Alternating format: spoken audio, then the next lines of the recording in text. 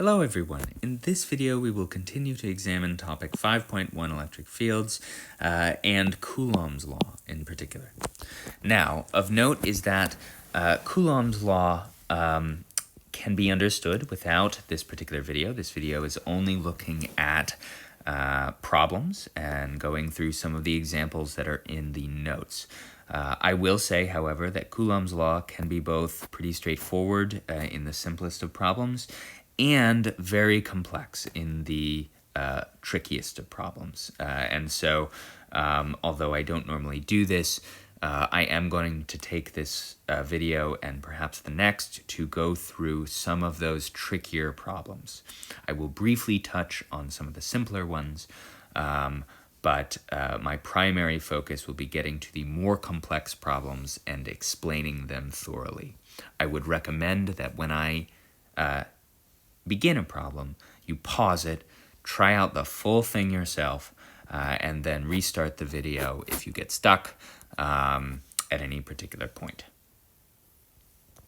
All right, so here's our first set of examples.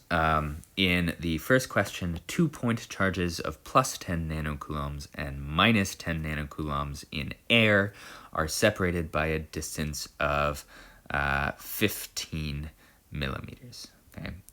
Air is close enough to a vacuum that we can use the permittivity of free space to calculate the answer to this question.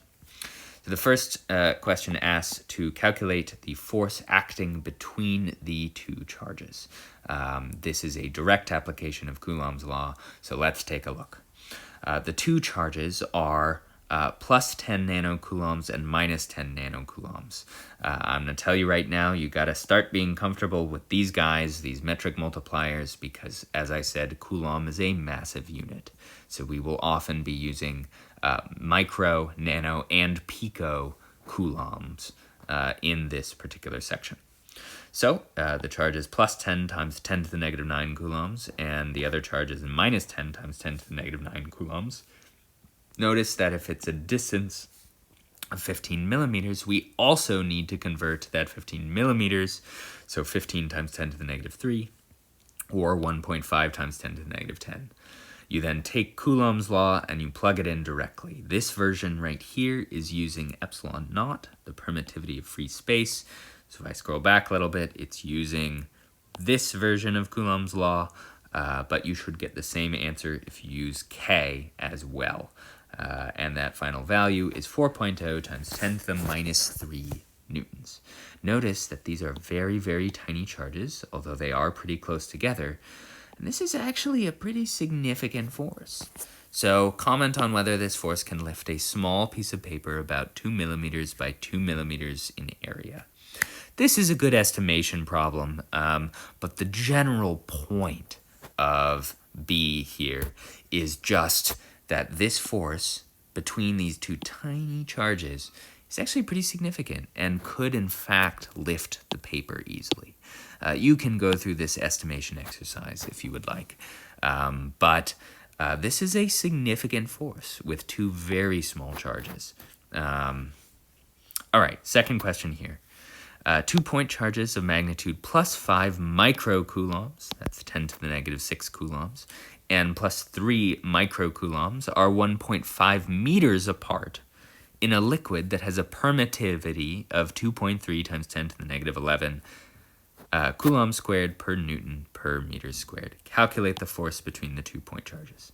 This is again a relatively straightforward application of Coulomb's law, except now our value of epsilon, which was originally epsilon naught, the permittivity of free space, is now a different value. The one that is given here is 2.3 times 10 to the negative 11. So we have to make sure we use Coulomb's law correctly. The Q's go in per usual, but you can't use our typical value of K. You have to use 1 divided by 4 pi epsilon, and in this case, epsilon is not epsilon naught. So you have to plug in 2.3 times 10 to the negative 11 for the value of the permittivity. And so this is 1 divided by 4 pi times that value of the permittivity, and then the rest of Coulomb's law goes through per usual. So the charges are multiplied here, and then that distance is 1.5 meters in this case, rather than millimeters. The final result is 23 millinewtons. So again, like reasonably significant. If they are both positive charges, then this would be a repulsive force. So that was the first set of examples. In these couple of likewise pretty straightforward examples, you're asked to find the electric force on an electron by a proton. This gives you a good idea for the order of magnitude of the electric force in the atom itself, although we will make that idea slightly more complicated as we move forward in IB physics. So we take these values as given. We note that we're going to be using Coulomb's law. It is an attractive force, and the distance given is 0.53 times 10 to the minus 10 meters, or about the radius of a hydrogen atom. So we plug that value in for the radius. Now the question is, what values do we use for K, Q1, and Q2? In this case, the default is that we are in a vacuum, and so we simply assume that we can use our typical value of K. And then the charges are a little bit tricky. They didn't specify them, except they did. They told us this was an electron and a proton. The electron and the proton both have a magnitude of charge equal to 1 elementary charge, or 1 fundamental charge. And that's equal to 1.6 times 10 to the negative 19 coulombs. So a quick reminder, the charge on a single proton or electron, if I scoot back here, is 1 elementary charge, 1.6 times 10 to the negative 19 coulombs. I'll come back to our problem here.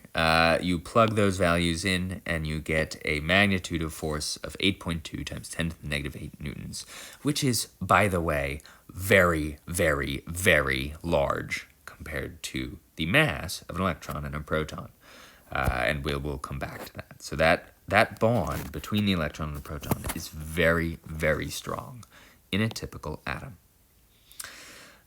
One conceptual example.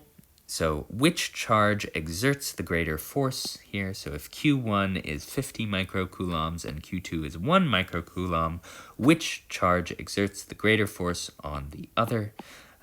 The answer, of course, is that they are equal. They are the same magnitude. And they are the same magnitude because, as you can see, if you plug in F12 and F21, you will see that in both cases, you are multiplying Q1 by Q2, and so the magnitude is the same. This is just emphasizing the point made in the last video that Newton's third law is applicable here. Okay?